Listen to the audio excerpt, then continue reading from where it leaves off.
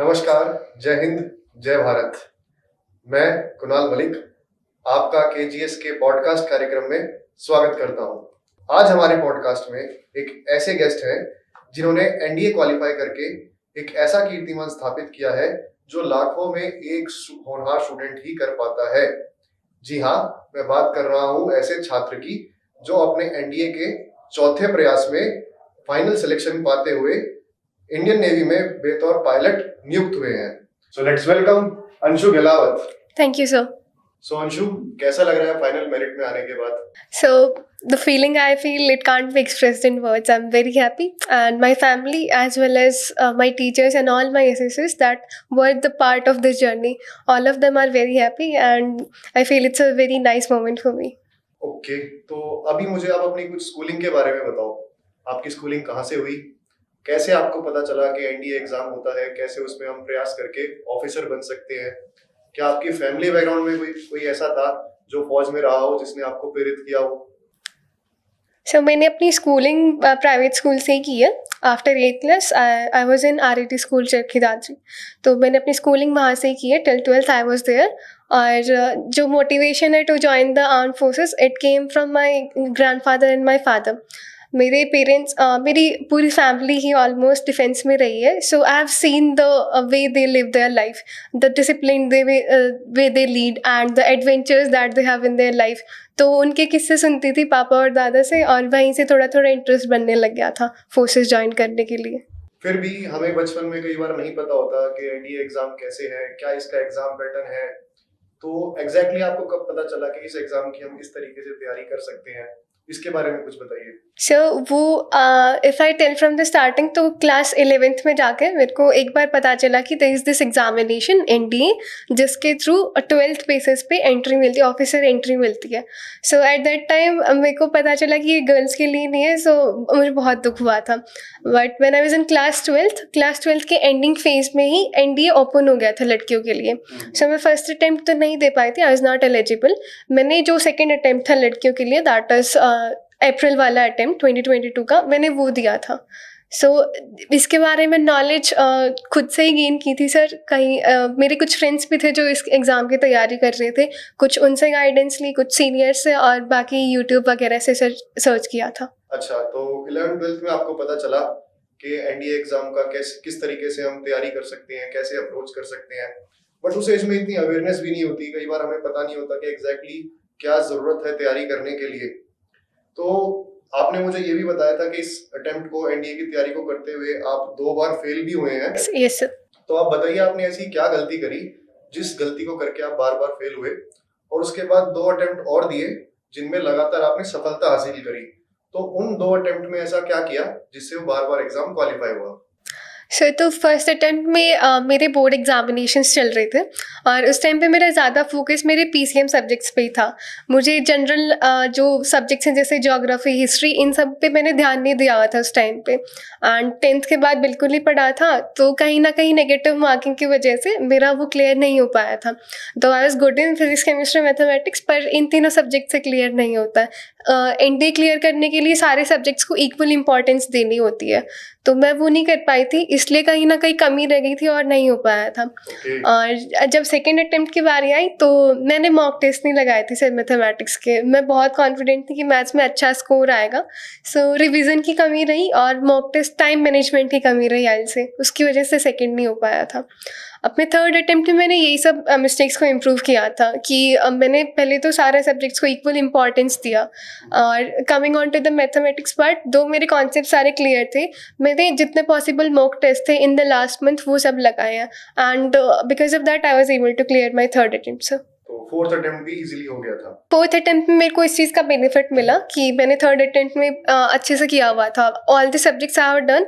सो fourth attempt में मेरे पास ज़्यादा टाइम नहीं था, मेरे पास 24 ही दिन थे एग्जाम की तैयारी करने के लिए। सो ये सब जो मैंने पहले कवर किया हुआ था, this helped in my last attempt as well. इस फेज के बारे में हम डिटेल में बात करेंगे। अभी आप कुछ ऐसी एडवाइस उन स्टूडेंट्स को देना चाहो जो अभी एनडीए की तैयारी कर रहे हैं, रिटन एग्जाम की तैयारी कर रहे हैं? क्योंकि मैंने इस बार पेपर देखा था, मैथमेटिक्स का पेपर पिछले 2-3 साल के ट्रेंड के हिसाब से काफी डिफिकल्ट था। तो कुछ ऐसी एडवाइस जो अपकमिंग सितंबर एग्जाम में आप कैंडिडेट्स को दे सको? सर फर्स्ट थिंग्स फर्स्ट मैं ये बोलूँगी, बच्चे एग्ज़ाम को डिफ़िकल्ट का टैग दे रहे हैं। सो आई विल से कि जैसे जैसे कंपटीशन बढ़ता जा रहा है, विद टाइम एग्ज़ाम का लेवल भी बढ़ता ही जाएगा, वो कम तो नहीं होगा कभी भी। So rather than blaming the examination and the changing pattern of UPSC, हमें अपने ऊपर ध्यान देना चाहिए। सो मैथ्स को अगर मैं पहले कवर करूँ, क्योंकि मैथ्स की कट ऑफ नहीं क्लियर होगी तो फिर गेट एग्ज़ाम चेक ही नहीं होगा। सो मैथ्स में स्टार्ट फ्रॉम एनसीईआरटी से, एनसीईआरटीज उठाओ। If you are in 11th and 12th तो गोल्डन अटेम्प्ट है, अपनी एनसीईआरटीज को as much as possible revise करो। Do each and every question that is there in NCERT, and when you are done with NCERT तो NCERT exemplar ले लो। I feel maths इतना tough नहीं है इंडिया का। The question are time ज़्यादा लग रहा है उनको सॉल्व करने में। इफ़ वी प्रैक्टिस इनफ तो वो क्वेश्चंस भी हो जाएंगे और स्कोर भी अच्छा आ जाएगा। What I will advise is कि मैथ्स का try to cover your syllabus as soon as possible. If you are good in mathematics then it's an edge for you, and if you feel कि कुछ concepts नहीं है, so I will suggest there is a lot of content on YouTube and there are many paid platforms as well. So if you are not able to clear any concept तो वहीं जाओ और हर चीज़ को clear करो। Don't leave any topic doubtful. Exam से पहले 1 month तक you should clear all your doubts and revise everything thoroughly. Coming on to the GAT part sir, English में वोकैबुलरी बहुत आसान है इम्प्रूव करना। फॉर इंस्टेंस मैंने अपनी वोकैबुलरी के लिए क्या था, न्यूज़पेपर पढ़ रही थी मैं। 2 थर्ड अटेम्प्ट में तो मैंने नहीं पढ़ा था, but during 4th as well I was preparing for SSB as well, तो मैं न्यूज़पेपर्स कंटिन्यू कर रही थी, तो वोकैबुलरी वहाँ से इम्प्रूव हो गई थी। बिफोर माई रिटन मैंने 600 के आसपास कुछ वर्ड्स कर लिए थे। Coming on to other things, जैसे सेंटेंस रीअरेंजमेंट वाला, वो पोर्शन ईजी है but it requires a lot of practice. उसमें जितना प्रैक्टिस करोगे वो स्कोरिंग पोर्शन है। और एरर स्पोर्टिंग का जितनी ग्रामर अच्छी होगी, जितने रूल्स क्लियर होंगे, देयर आर फिक्स रूल्स, वही 60-70 रूल्स हैं, उनके अकॉर्डिंग ही क्वेश्चंस आते हैं। तो जितना उन क्वेश्चंस रूल्स को अच्छे से रिवाइज करके क्वेश्चंस अटेम्प्ट करेंगे, सो उतने अच्छे स्कोर आएगा sir. And other than that sir, geography और हिस्ट्री का पार्ट बताऊँ, यूजुअली ज्योग्राफी हिस्ट्री पोर्शन ज़्यादा आता है compare to politics and economics. तो ज्योग्राफी की वही स्टेटिक बुक्स हैं। आई वोंट से कि 11th और 12th की बुक्स पढ़ो, 9th और 10th की books are more than sufficient sir, उससे हो जाएगा geography. And coming on to the history part, मैंने एंशियंट और मॉडर्न हिस्ट्री कवर किया था and that I had done from YouTube only sir. तो मैं यूट्यूब से वीडियो देखती थी एक एक चैप्टर की, and then I used to make notes और उससे मैं रिवाइज कर लेती थी सर। सिलेबस तो वैसे हर कोई कवर कर ही लेता है, और सिलेबस खत्म होने के बाद लास्ट मोमेंट पे जब रिवीजन का टाइम आता है तो उस टाइम के लिए आप कुछ स्टूडेंट्स को टिप्स दे सको, क्योंकि लास्ट के कुछ वीक्स में प्रेशर भी बहुत रहता है स्टूडेंट के ऊपर। तो उस प्रेशर को आप कैसे हैंडल कर रहे थे? उस दौरान आप मॉक टेस्ट भी अटेम्प्ट कर रहे थे, तो उसको आप कैसे प्रयास किया करते थे, कैसे उसमें आप अपना स्कोर इम्प्रूव किया करते थे, उसके बारे में कुछ टिप्स अगर आप दे सको। सो मैं सितंबर वाले एग्ज़ाम से बताती हूँ सर कि सितंबर में अब एग्ज़ाम है। सो आई विल सजेस्ट कि अगस्त जैसे ही स्टार्ट हो तो न्यू टॉपिक्स उठाना बंद कर देना चाहिए। उस टाइम पे 10 days we should give to proper revision, कि हाँ हम प्रॉपर रिवीजन कर रहे हैं हर सब्जेक्ट का। मैथ्स को 15 दिन दो, हर चैप्टर को एक बार हाथ से निकाल लो कि हाँ मैंने इसकी फॉर्मूला रिवाइज कर लिए and I have done all the PYQs of this chapter. So maths का वहाँ से बिल्ड हो जाएगा। एंड गैट पोर्शन के लिए एक सब्जेक्ट को 2 या 3 दिन दो, जिससे उसके जितने भी शॉर्ट नोट्स बनाए हुए हैं हमने वो रिवाइज हो जाए, बिकॉज गैट इज स्टैटिक, उससे क्वेश्चंस फिक्स नहीं आएंगे कि इस टॉपिक में से क्या क्वेश्चन आता है, we can predict.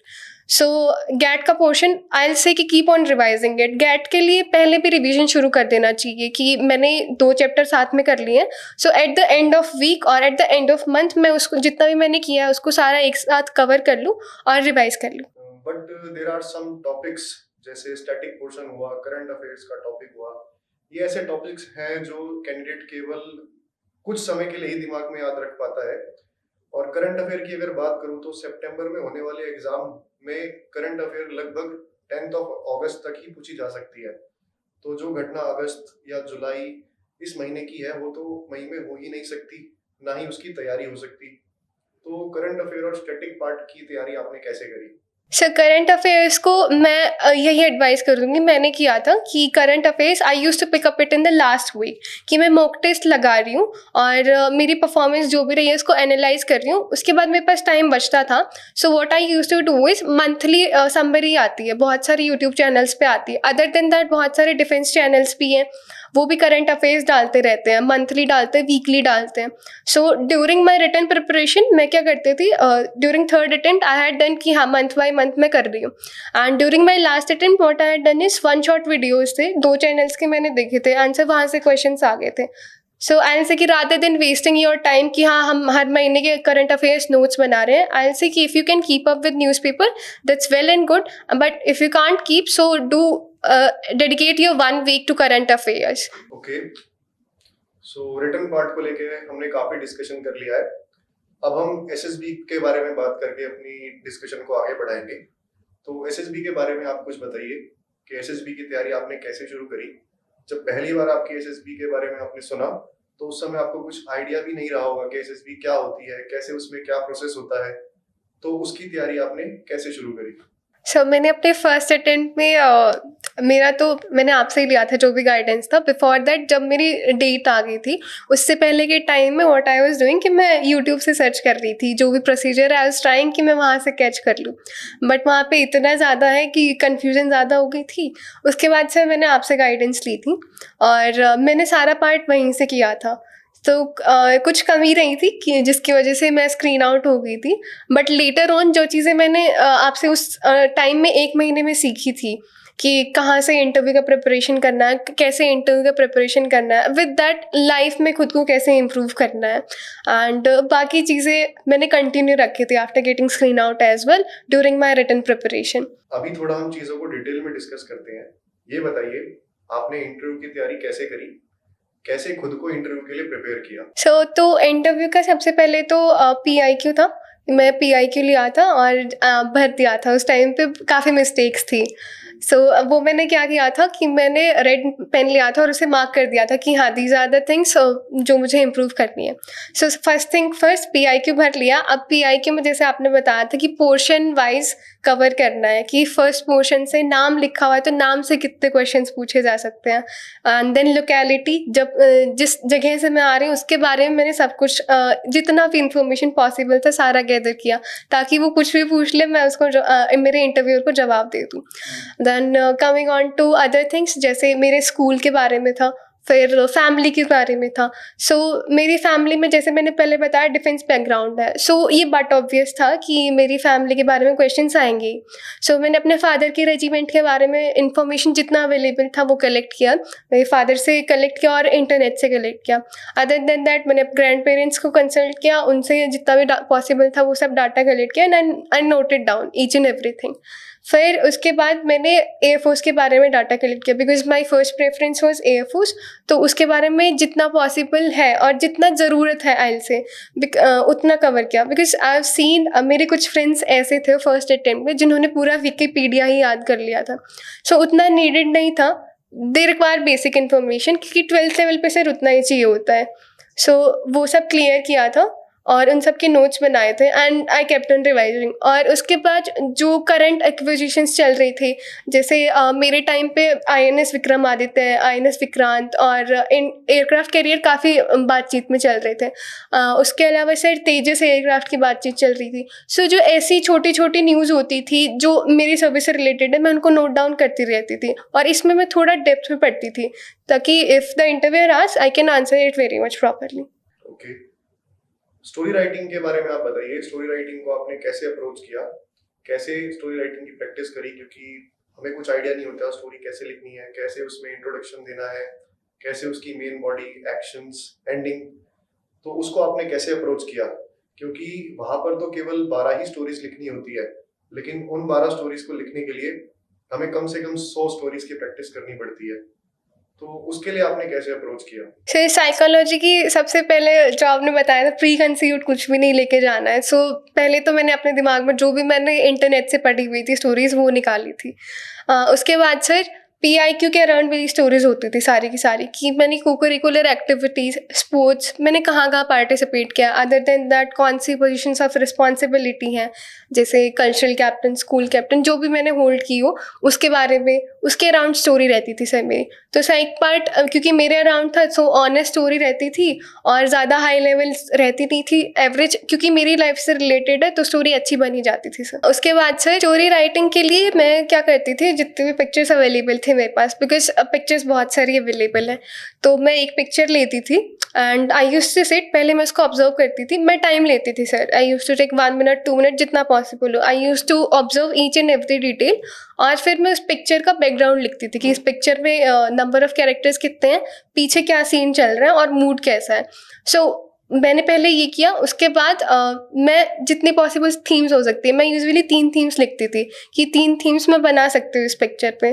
Then I use to take the best out of them, जो मेरे को लग रहा है कि हाँ इसमें ये बेस्ट सूटेड है, मैं वो लेती थी। एंड उस पर जितने भी पॉसिबल एक्शंस हैं पहले मैं खुद डालती थी, उसके बाद मैं गूगल भी यूज़ करती थी कि हाँ इसमें और क्या किया जा सकता है। जैसे कोई एंटरप्रेन्योरशिप से रिलेटेड स्टोरी है या फिर कोई फंक्शन वगैरह ऑर्गेनाइज कराना है, सो मैं इसके लिए कभी कभी गूगल की हेल्प भी ले लेती थी सर। सो यहाँ से स्टोरी का स्ट्रक्चर बेसिक फॉर्म होने लग गया था। उसके बाद जैसे पिक्चर्स मैंने काफ़ी कर ली थी, तो उसके आइडियाज़ भी काफ़ी आ गए थे और एक्शंस तो आए गए थे, तो उससे साइक पार्ट इम्प्रूव हो गया था। ठीक है, तो अभी हम जीटीओ के बारे में बात करते हैं। जीटीओ में टोटल 9 टास्क होते हैं, तो उन सब टास्क के लिए आपने खुद को कैसे प्रिपेयर किया, कैसे करंट अफेयर के लिए अप्रोच करी आपने? सर जीटीओ के लिए मेरा फर्स्ट अटेम्प्ट के बाद से, आई से जून के बाद से मेरा इंटरेस्ट जियो पॉलिटिक्स में काफ़ी ज़्यादा बढ़ गया था।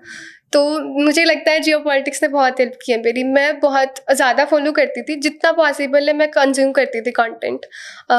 यूट्यूब पे जितनी पॉसिबल न्यूज़ आती थी related to international relations, geo politics, and with that newspaper sir. For SSB I say newspaper is a must. It will improve your communication skills as well as general knowledge improve हो रहा है sir. सो उसमें जो भी news आती थी मैं उसको पढ़ती थी। I use to read it in depth और अपना ओपिनियन बनाती थी सर उस पर। Then I use to write that opinion कि हाँ मेरा ये ओपिनियन है। फिर उसके बाद कभी कभी सर फ्रेंड्स में डिस्कस कर लेती थी कि उनका क्या ओपिनियन है। तो जीडी तैयार होता जा रहा था सर यहाँ से। जीडी के बेसिक ब्लॉक्स यहाँ से बन गए थे सर। नॉलेज काफ़ी हो गई थी और कॉन्फिडेंस था, कम्युनिकेशन स्किल्स इंप्रूव हो गई थी, तो जीडी पार्ट यहाँ से हो गया था मेरा अच्छा। Coming on to the lecturette part sir, it is all about practice. कि लेक्चरेट के जितने भी टॉपिक्स हैं, आई से कि 50 to 60 टॉपिक्स ऐसे हैं जो कांस्टेंट रहते हैं हमेशा।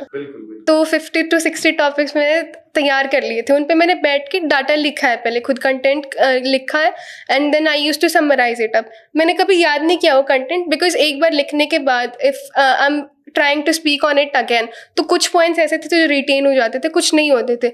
सो 1 or 2 रिविजन्स में वो पॉइंट्स भी अपने आप बैक ऑफ द माइंड में हो जाते हैं कहीं ना कहीं फिक्स। तो rather than learning each and every lecture, what I use to do is content लिख लिया and then I use to leave that topic. 2-3 दिन बाद मैं उसको उठाती थी और उस पर खुद जितना कंटेंट मेरे को रिटेन हो रहा है वो लिखती थी, and then I use to deliver it. और मैं रिकॉर्ड कर लेती थी, तो रिकॉर्डिंग के टाइम पे मैं अपना टाइम भी नोट कर लेती थी और सर फ्लुएंसी और जहाँ जहाँ मिस्टेक्स हैं वो इम्प्रूव हो जाती थी। करंट अफेयर के अलावा आपने कुछ और किया हो जीटीओ के लिए, जैसे फिटनेस, रनिंग या एक्स्ट्रा को करिकुलर एक्टिविटीज में participation? Yes sir. So sir till June तो मैंने सब बंद कर दिया था। जून के बाद से मैंने शुरू किया था। जून में मैं 1 जून के आसपास मैंने बिल्कुल रेगुलर शुरू कर दिया था। और मैं फर्स्ट टाइम तो मुझसे कुछ नहीं हुआ था। मैं रनिंग की थी और मैं 700 मीटर दौड़ी थी सर, वो भी काफ़ी मुश्किल से। उसके बाद मैंने अपना कांस्टेंट रखा था इसको कि वॉट एवर हैपन्स दिस, कम से कम रनिंग तो मैं करूँगी। और जिस दिन मैं रनिंग नहीं कर पाती थी उस दिन स्किपिंग। सो आई फील कि शेप में रहना, खुद को मेंटेन करना इज़ वेरी इंपॉर्टेंट। वो मैं सिर्फ एसएसबी के लिए नहीं सर, वो लाइफ के लिए भी इम्पॉर्टेंट है। सो ये चीज़ मैंने शुरू करती थी और इसकी वजह से सर इंडिविजुअल ऑब्स्टेकल्स और जो बाकी टास्क है वो बहुत आसानी से हो गए थे। और सर इसका एक और बेनिफिट हुआ था जो आपने उस टाइम पे पॉइंट आउट कराया था कि कॉन्फिडेंस भी बढ़ जाएगा, एथलेटिक फिगर आ जाएगी सर, वो चीज़ हो गई थी। इसके अलावा आपने फिटनेस के साथ साथ कोई और स्पोर्ट्स एक्टिविटीज या किसी और एक्टिविटी में पार्टिसिपेट किया हो? ये सब मैंने in school I used to do it regularly, but college में मैं नहीं कर पा रही थी। बट ड्यूरिंग दिस फेज जब मैं प्रिपरेशन शुरू की थी तो मैं कॉलेज में भी कंटिन्यू कर रही थी कि कहीं ना कहीं if I am getting chance then I should go. And sir इसके बाद एनसीसी में भी एनरोलमेंट हो गया था, तो ग्रुप एक्टिविटीज़ तो वहाँ होती ही रहती थी सर। सो इतनी तैयारी के बाद फर्स्ट अटेम्प्ट आता है, Dehradun location, number 1 AFSB Dehradun, और रिजल्ट होता है स्क्रीन आउट। इतनी तैयारी करी, इतनी स्टोरीज लिखी, लेक्चरेट प्रैक्टिस करे, and eight the and day 1 में ही आप स्क्रीन आउट हो गए। तो क्या सेटबैक था, क्या फीलिंग थी उस टाइम पर? सो फर्स्ट अटेम्प्ट में स्क्रीन आउट होने के बाद दुख तो काफ़ी हुआ था कि इतना हार्ड वर्क किया, इतना पुट इन डाला तो भी नहीं हुआ। बट देन सर ज़्यादा टाइम नहीं था सोच विचार करने का कि अगला अटेम्प्ट आ ही रहा था sir, written examination. And for girls sir merit high जाती ही है, तो रिटन में अच्छा स्कोर करना था। तो sir rather than thinking about it मैंने लिख लिया था जो मुझे लगा कि हाँ मेरी कमी रही होगी, किस चीज़ में मेरी कमी रही होगी ड्यूरिंग माई परफॉर्मेंस, जिसकी वजह से मैं स्क्रीन इन नहीं हो पाए। सो आई हैड रिटन इट और उसको मैंने छोड़ दिया था फॉर दिस 2 months जब मेरे कॉलेज रिटर्न का टाइम चल रहा था। जैसे ही ये टाइम ओवर हुआ मैंने फिर से उठा के देखा and then I reflected upon कि हाँ यहाँ मिस्टेक रही है, इसकी वजह से मैं स्क्रीन आउट हुई। फिर से वो चीज़ें इम्प्रूव की और हो गया सर अगले अटेम्प्ट में। सो अगले अटेम्प्ट में क्या नया था, कैसा ग्रुप आया था उस टाइम पर, कुछ उसके बारे में बताइए। सर वैसे अगर ग्रुप का देखा जाए तो मैं बोलूँगी सर फर्स्ट वाले एसएसबी में ग्रुप काफ़ी नॉर्मल था क्योंकि फ्रेशर्स थे सारे के सारे। बट इन सेकेंड अटेम्प्ट मेरे ग्रुप में रिपीटर्स ज़्यादा थे और स्क्रीन आउट्स भी 2-3 ही थे, ज़्यादा रिपीटर्स थे। तो सर उस फिश मार्केट वाला बनना तो वॉज वेरी मच ऑब्वियस। तो मुझे ये था आइडिया, मैंने पहले ही सोच लिया था कि हाँ मैं फ्रेशर्स वाले ग्रुप में नहीं रहूँगी कि मेरे को बोलने का चांस मिलेगा। सो मैंने अपनी नरेशन पे वर्क किया था कि मैं अपनी नरेशन को परफेक्ट कर लूँ बिकॉज दोज 40 to 45 सेकेंड्स आ रहे इन माई हैंड्स कम्प्लीटली। उस टाइम पे कोई नहीं बोल रहा होगा, सिर्फ मुझे बोलना है। सो मैंने वो इम्प्रूव किया था। और उसके बाद सर जहाँ तक जीटी की बात है तो जीटी में सर बॉडी लैंग्वेज और confidence plus assertiveness. So story मेरी अच्छी बन जाती थी, नरेशन मैंने अच्छा कर लिया था। कि अगर ग्रुप ज़्यादा फिश मार्केट वाले सिचुएशन क्रिएट हो रहा है so I try to motivate the group कि let's speak one at a time और मोर ऑर्गेनाइज्ड वे। तो उसमें कहीं ना कहीं मेरा ये हो जाता था कि जब ग्रुप सारा एक साथ बोल रहा है और मैं अकेली बोल रही हूँ तो सर मेरे को स्पेस मिल जाता था कि मैं अपना पॉइंट रख रही हूँ।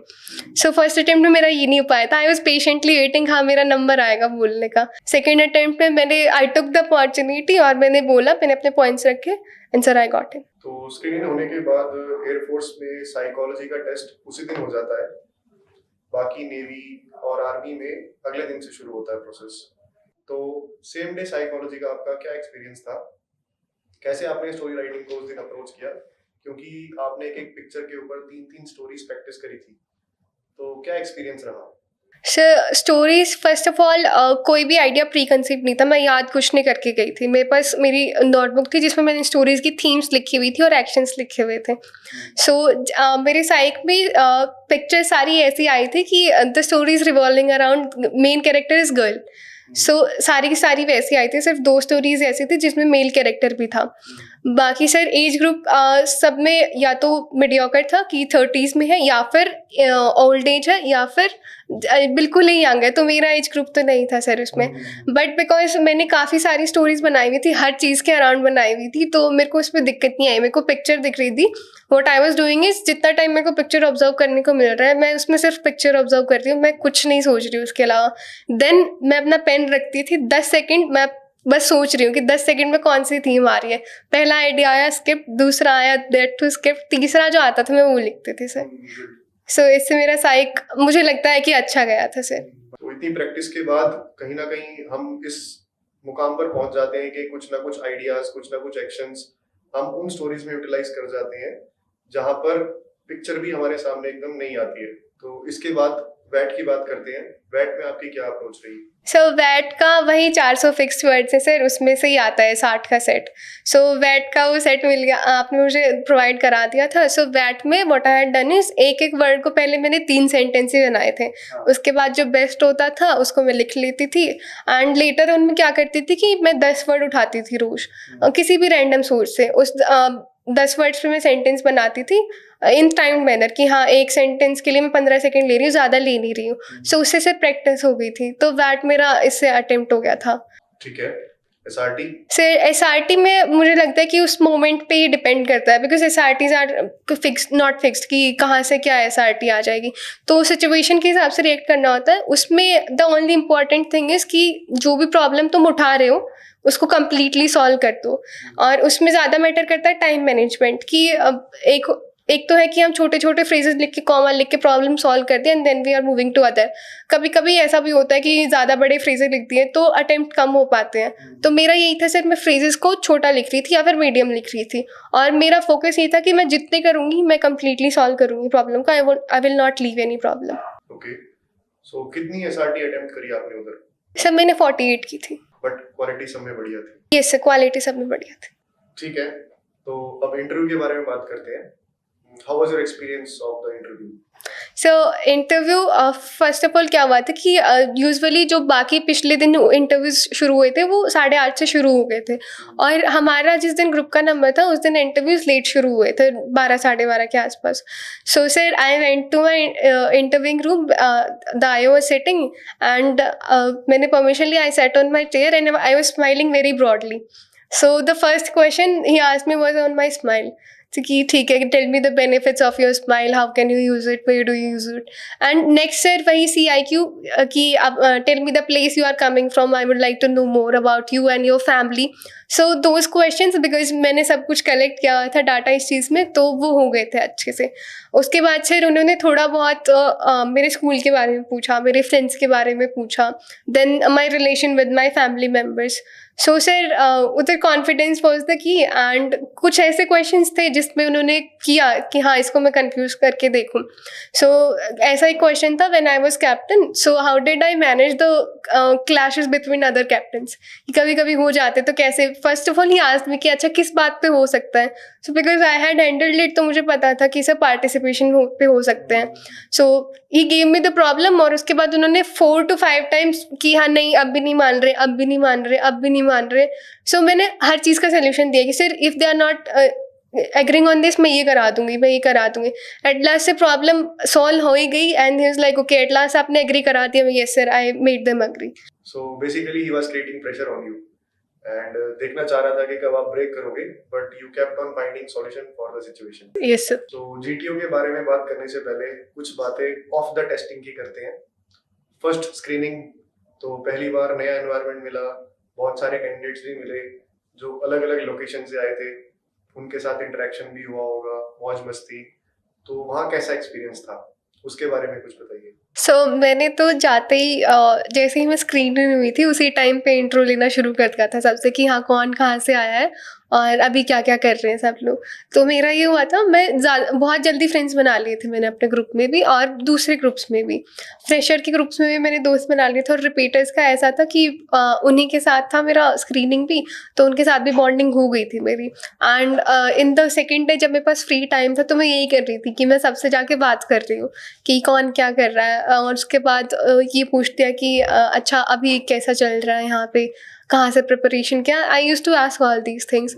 और उसके बाद सर 2 ही दिन में बॉन्ड बहुत अच्छा हो गया था। सो कुछ तो ऐसे भी फ्रेंड्स हैं those I cherish till now sir. Okay, so 2 दिन में बॉन्डिंग बहुत अच्छी हो गई। वैसे भी जीटीओ के सारे टास्क ग्रुप वाले ही होते हैं, तो ग्रुप टास्क में बॉन्डिंग होना बहुत ही जरूरी है। तो अभी जीटीओ के बारे में बात करते हैं। सबसे पहला टेस्ट आपका जीडी रहा होगा, तो उसमें आपका क्या एक्सपीरियंस था? से तो फर्स्ट जीडी में जैसे जनरल टॉपिक्स आते हैं जो करंट अफेयर्स वाले टॉपिक्स होते हैं, तो मेरे उसमें भी वही आए थे। बट मेरा एडवांटेज ये था कि वो इंटरनेशनल रिलेशंस और जियो पॉलिटिक्स से थे।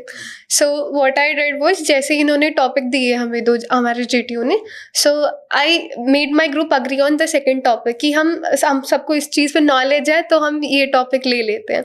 सो उस पर क्या हुआ कि पूरे ग्रुप को मेरे पे फेद हो गया कि हाँ ये तो वही कर रही है जो हम सबको पता है। सो उसमें मेरे को ये एज मिली थी। और उसके बाद सर एज आई सेड कि नॉलेज वगैरह गेन कर ली थी। सो what I was doing was patiently giving my points and जो दूसरे पॉइंट्स रख रहे हैं उनको भी अग्री कर रही हूँ। I am not disagreeing to them कि हाँ मैं तुम्हारी बात नहीं मान रही, I am adding to their points. And वो भी यही कर रहे थे बिकॉज मैं पेशेंटली आंसर कर रही थी जो भी वो पॉइंट कर रहे हैं, उसके बारे में दूसरा पॉइंट दे रही थी, तो वो भी यही कर रहे थे सर। तो मेरे ग्रुप का जीडी से बहुत अच्छे से गया था, दोनों ही जीडी बहुत अच्छे गए थे सर। ओके, सो जीडी स्मूथ हुआ?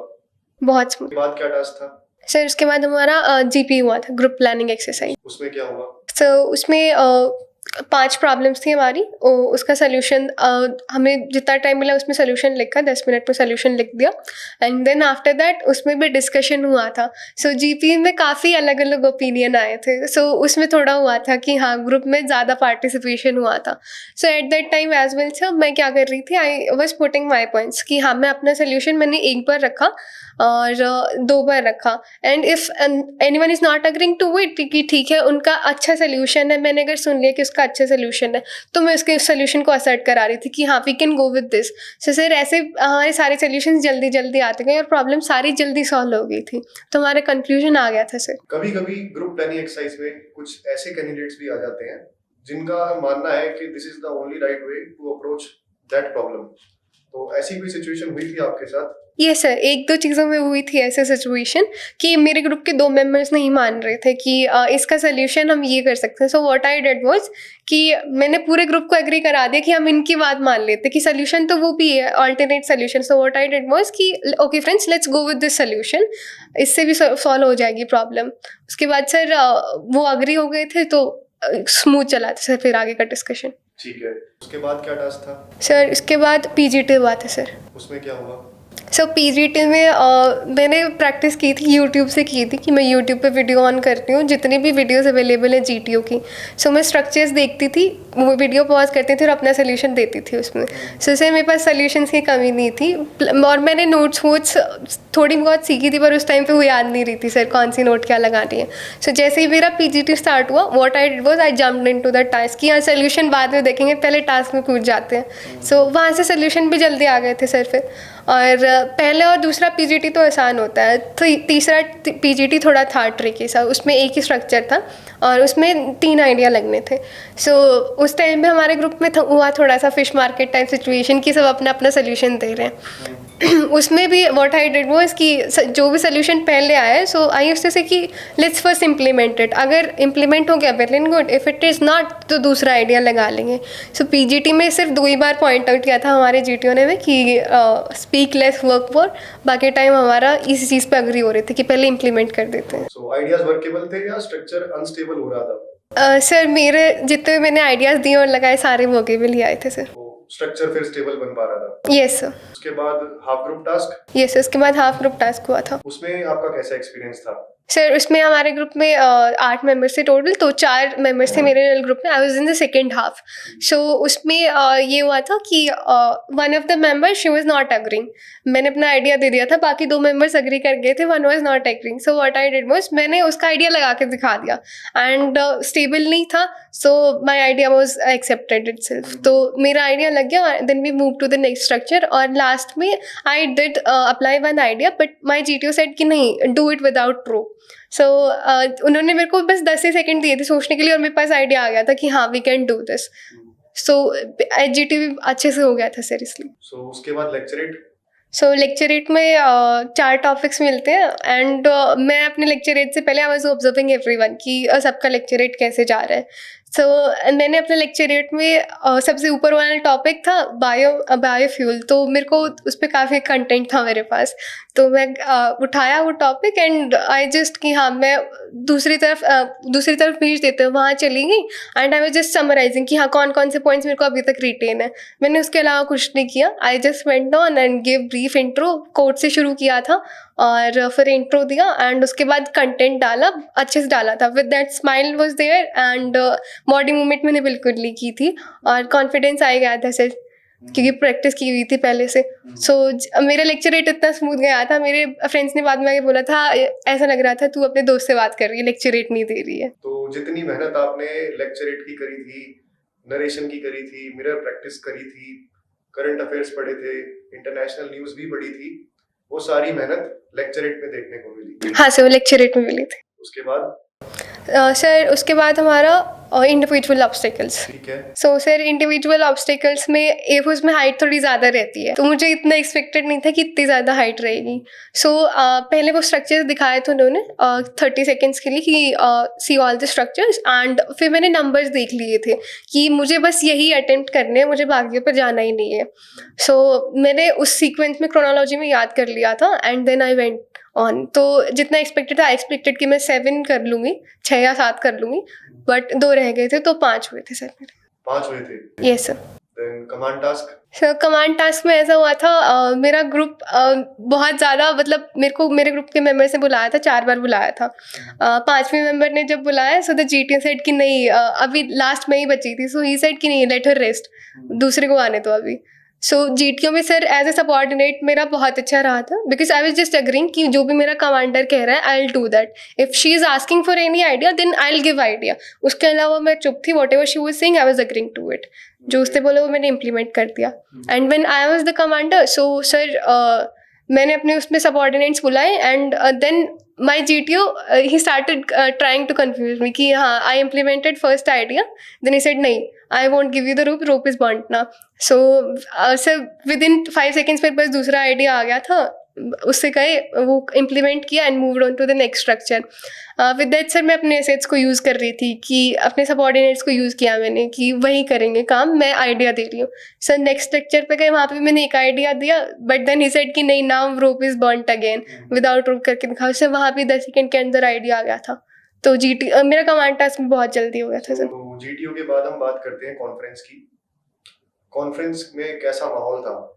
जैसे ही आपने रूम में एंटर किया होगा तो एकदम सारे ऑफिसर्स यूनिफॉर्म में बैठे हैं आपके सामने, तो खुद में एक अलग ही फीलिंग रहती है उस टाइम पर.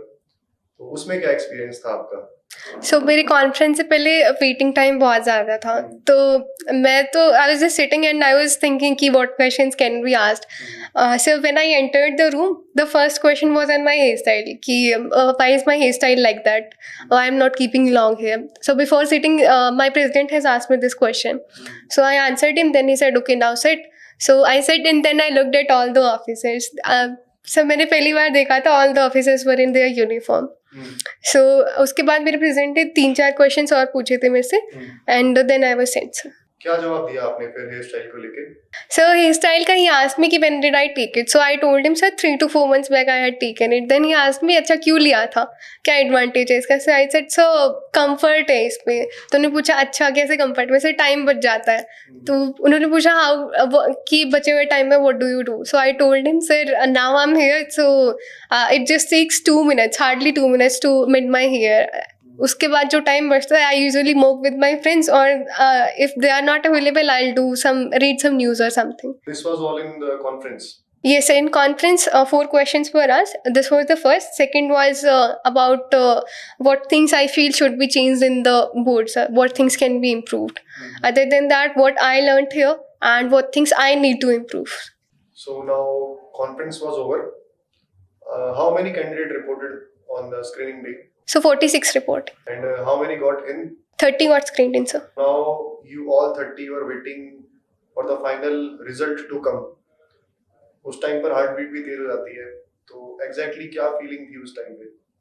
सो आई से कि मुझे थोड़ा प्रेशर कम था बिकॉज मेरे दिमाग में ये था कि लास्ट अटेम्प्ट है, if we don't make it doesn't matter, FCAT entry से चले जाएंगे, 1 साल की ट्रेनिंग हो जाएगी, जल्दी हो जाएगी कमीशन. सो मैं थोड़ा रिलैक्स थी. On top of that sir क्योंकि फ्रेंड्स बन गए थे सारे, तो हम लोग आपस में मजाक ही कर रहे थे. कहीं ना कहीं था तो सर कि जल्दी आ जाए जल्दी आ जाए. So somewhere I had it in my mind कि हाँ I will make it this time. क्या फीलिंग थी उस समय जब रिजल्ट अनाउंस हुआ, टेस्ट नंबर अनाउंस हुआ आपका? उस समय आपके क्या रिएक्शन थे? सर मैं अपनी डेट ऑफ बर्थ भूल गई थी. अच्छा. आई वॉज थर्ड, मेरा 4th था sir. I was 4th to be called. So 7 से शुरू किया, chest number 7, chest number 11, 12 and then mine was called chest number 14. So I stood up and I forgot my date of birth. I said Anshu and then I forgot. So she's like, okay, my psychologist, she was like, okay, go to the line. Then I summarized up कि हाँ within the 6 months what I had done and it has finally reflected. The results are here finally. So sir last में तो यही feeling आई थी. Okay, so इसके बाद आपने सबसे पहले किसको कॉल किया? सर सबसे पहले मैंने अपने मदर को कॉल किया था sir, because I thought my father would be on his duty. So my mother didn't pick up. Then I called my father. So he picked up. I told him. He didn't reply anything. अच्छा. Then sir I called you. I informed you. उसके बाद तो sir phone submit हो गया था दोबारा. तो इसके बाद बाकी की चीजें भी स्टार्ट हो गई होंगी, CPSS, मेडिकल्स. बट जितना मेरी नॉलेज में है, गुवाहाटी में CPSS और मेडिकल्स की फैसिलिटीज नहीं है. तो उसके लिए आपने मुझे बताया था कि आपको देहरादून बुलाया गया था CPSS के लिए. तो CPSS की तैयारी आपने कैसे करी थी? क्या एक्सपीरियंस था आपका सीपीएसएस का? सो सीपीएसएस के लिए टू बी ऑनेस्ट मैंने तैयारी तो कुछ भी नहीं की थी। एक मैगजीन थी जो ऑनलाइन अवेलेबल है, मैंने बस गो थ्रू किया था कि अच्छा क्या क्या चीज़ें हैं जो वहाँ पे करनी होंगी हमें।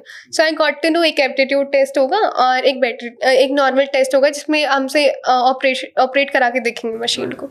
सो मैं सर गेमिंग वगैरह काफ़ी कर रही थी अपनी 11th एंड 12th में, मैं काफ़ी वीडियो गेम्स खेल रही थी। सो सर जॉयस्टिक वॉयस्टिक तो वहाँ से हैंडल करना आता था मेरे को। बाकी एप्टीट्यूड टेस्ट वाज नॉर्मल, उसमें जो the instructions that they give you if you are following them, अगर ध्यान से सुन लिया है so set more than sufficient, और कुछ चाहिए ही नहीं। Whatever they are saying listen to it very carefully, सारे क्वेश्चन अटेम्प्ट होंगे और सर सारे ही सही होंगे जितना मैंने देखा है। जो दूसरा टेस्ट है सर उसमें प्रेजेंस ऑफ माइंड का खेल है सर सारा का सारा, कि जितना हैंडल कर रहे हो चीज़ों को simultaneously you have to handle 3 to 4 task, कि हाँ अभी लाइट भी ब्लिंक हो रही है उसको बटन को प्रेस करना है, फिर जॉयस्टिक से संभालना भी है, फिर नीचे पेडल्स भी हैं। सो वो फ्रेम में भी आना चाहिए। ये सब फ्रेम में आना चाहिए, तो ये सब उसी मोमेंट पे होता है सर। ठीक है, तो इजी था बट सबके लिए नहीं होता।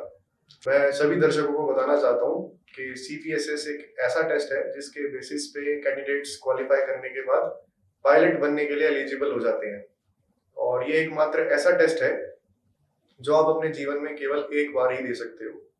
एसएसबी या और अन्य रिटन एग्जामिनेशन अपने जीवन में मल्टीपल टाइम्स दिए जा सकते हैं, बट सीपीएसएस में अपीयर करने का मौका कैंडिडेट्स को केवल एक ही बार मिलता है, तो वो आपने एक ही बार में क्वालिफाई कर लिया। तो मेडिकल्स की बात करते हैं, उसमें क्या एक्सपीरियंस था?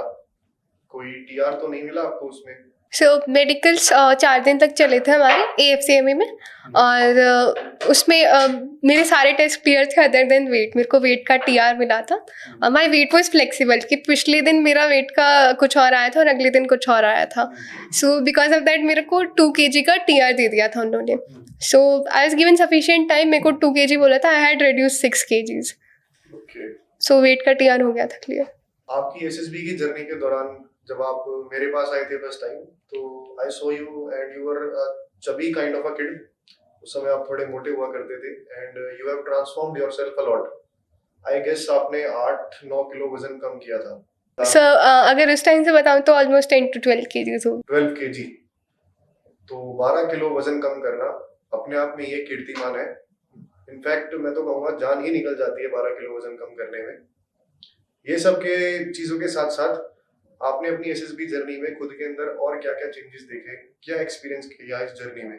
सो जैसे फर्स्ट ऑफ ऑल मैं फिजिकल फिटनेस पे ज़्यादा ध्यान देने लगी थी, मैं काफ़ी कॉन्शियस हो गई थी। सो टिल सितंबर तो मैंने नहीं दिया था क्योंकि रिटर्न था, तो मैं कंटिन्यू कर रही थी स्किपिंग और रनिंग, बट ज़्यादा नहीं कर रही थी। उसके बाद से सर मैंने ज़्यादा करना शुरू कर दिया था थोड़ा सा।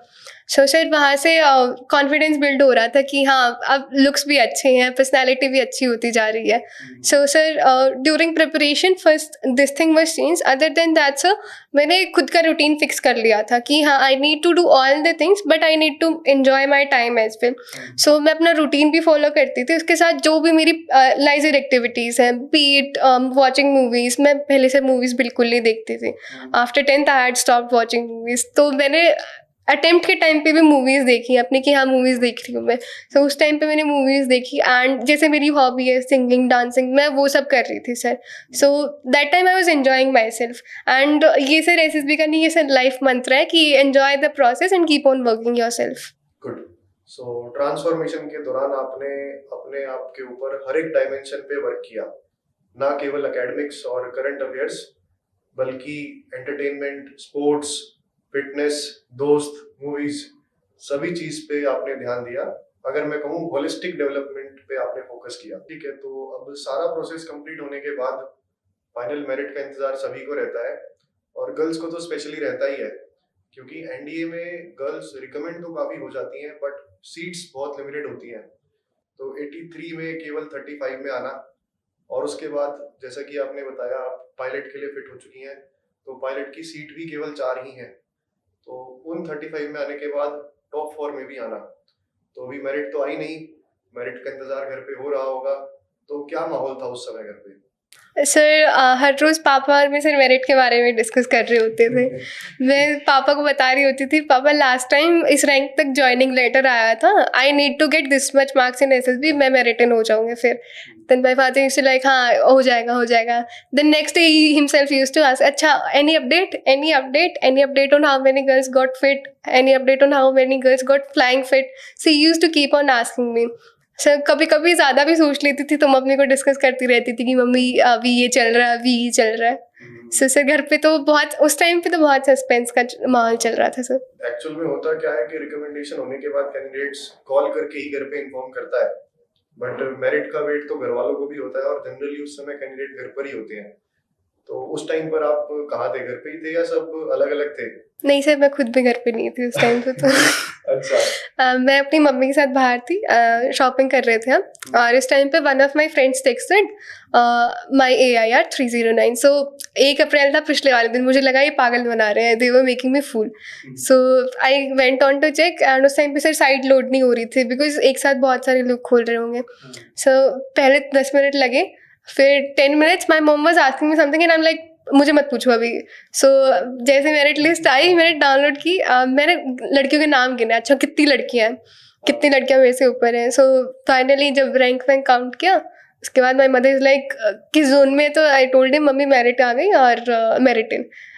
Then she is like, she didn't react for 1 second and she is like अच्छा तो अब जा रही है? लाइक हाँ अब जा रही है। देन शी लाइक अब बता दो सबको, अर्लियर आई हैड सेड कि किसी को बताना नहीं है। बाद में शी इज लाइक अब बता दो सबको। Then she is calling everyone in my family कि हाँ हो गया है, हाँ हो गया। ये सर। सो आपसे ऊपर कितने फीमेल कैंडिडेट्स के नाम थे? सर अगर मेडिकल्स वगैरह कंसीडर करें तो अभी I am on 24th rank. 24th rank? Yes sir. तो AIR 24 है आपकी? सर मेडिकल्स को लड़कियों में काउंट किया जाए तो? Yes sir. Okay, so very proud moment for you and your family. बहुत ही गर्व की बात होती है उन पेरेंट्स के लिए जो अभी आर्म्ड फोर्सेस में सर्व कर रहे हैं या कर चुके हैं, यदि उनके बच्चे भी उसी ब्रांच में या उसी फोर्सेस में ऑफिसर बने और उनका सपना पूरा करें।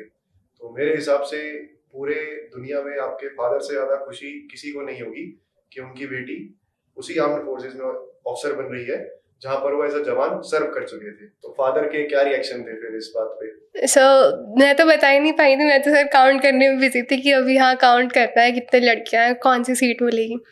So my mother called him and she told him कि हाँ अंशु की मेरिट लिस्ट आ गई है और वो मेरिट इन हो गई है। Then my father is like phone दो। देन इज लाइक हाँ हो गया बेटा? मैं हाँ पापा हो गया। तो अब फाइनली जा रहे हैं? मैं हाँ पापा भी जा रहे हैं फाइनली। कब जाना है? Is like asking me everything about joining कि कहाँ कब जा रहे हैं और अच्छा कौन सी अकेडमी मिलेगी। Then is like okay. Then ये आस्क मी कि फ्लाइंग मिल रहा है? तो आई सेड कि पापा एयर फोर्स तो नहीं मिल रहा है। सो इज़ लाइक अच्छा नेवी? हाँ पापा नेवी मिल रहा है। So he was very happy. He is like, it's a very proud moment for me. You are the first one in our family. मेरी फैमिली में सर 4th जनरेशन तक पहुंच गए हैं sir soldiers, and I am the first generation officer. अच्छा, तो जवान बहुत है लेकिन ऑफिसर कोई नहीं है? Yes sir. In fact male officer भी कोई नहीं है। तो शुरुआत लड़कियों ने ही कर दी आपके परिवार में ऑफिसर बनने की? Yes sir. ये बहुत ही अच्छी बात है। तो अब 3 साल NDA, 1 साल INA and उसके बाद you will be moved on to AFA. So for 1 year we'll be posted on some ship or some station, naval station sir. उसके बाद for 6 months we'll be proceeding for our flying training. जो संघर्ष अभी 1.5-2 साल का joining तक के लिए था, अब पायलट बनने का संघर्ष दोबारा शुरू होने जा रहा है। आपसे बात करके मुझे ऐसा तो बिल्कुल नहीं लग रहा कि मैं यही बातों को कंक्लूड कर दूं। एक सवाल मैं आपसे और करना चाहूंगा कि जो भी 1.5 साल में आपका संघर्ष रहा था उसमें आपने क्या सीखा, कैसा आपका एक्सपीरियंस रहा?